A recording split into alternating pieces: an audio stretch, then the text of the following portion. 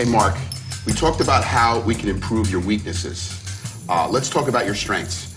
From last year's USA to this pro show at the Europa, you made huge changes in your thighs. I mean, they swept a lot more, deeper cuts, and hamstring tie-ins were phenomenal. You had striated glutes, all these things that you did that the judges really noticed. What did you do to make those improvements? Well, it was a number of different things. First, I made my legs one of my priorities coming out of the USA's.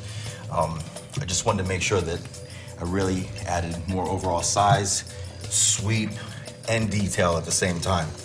So I made it a priority by doing 2 leg workouts a week.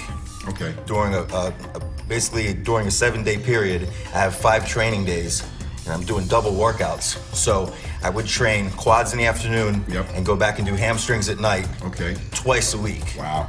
So it was a real intense routine, but my body responds really well to that because I was able to recover, and it actually kept my legs full all the time. Where do we start?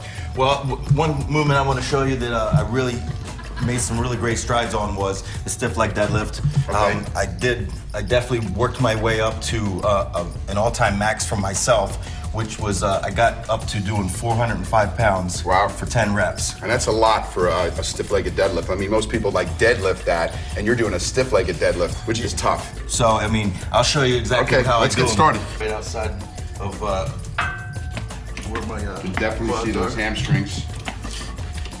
And then from here, and then just get a squeeze at the top. Yeah. So you definitely get a good stretch, I see, on the hamstring muscle. Of course, it's also working lower back. You kind of do a variation. It's like completely stiff, but I can see that the muscle's really stretching and contracting when you go up to the top. Good. Nice. Okay, what I want to show everybody out there is, let's see your side shot. You can show people how that hamstring was just like, you can see the tie-in of how it's separated from, his thighs to his hamstrings.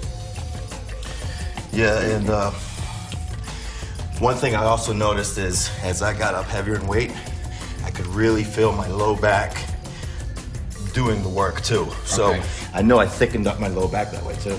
Definitely. Like I said, we saw good improvements in the lower back area, hamstrings and glutes. What do we have next? Outside of that, for hamstrings, if we're gonna shoot over to quads, we could probably go over here at the Smith machine for squat. Okay.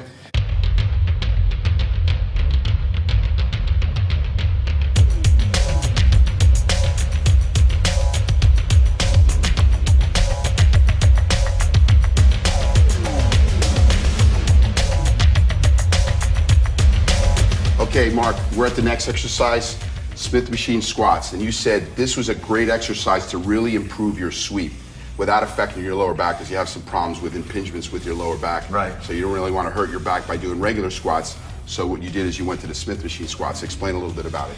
Yeah, one thing, I had to work around some impingements and things like that.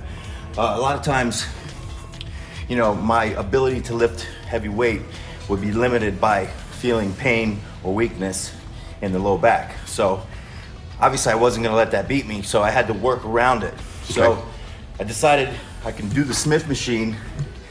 That way I can kick my legs a little bit more forward. Okay. And it kind of like just changes the position of where the weight is bearing down on. Okay. To the point to where by kicking them forward, at the bottom of the rep, I'm feeling a lot more tension right through here, and then through the sweep, and it takes the pressure off my low back. Okay. So what that allowed me to do is really focus the energy right here so that I could build this up and my low back didn't fatigue. Okay, good. So I'll go ahead and show you. And also going all the way down.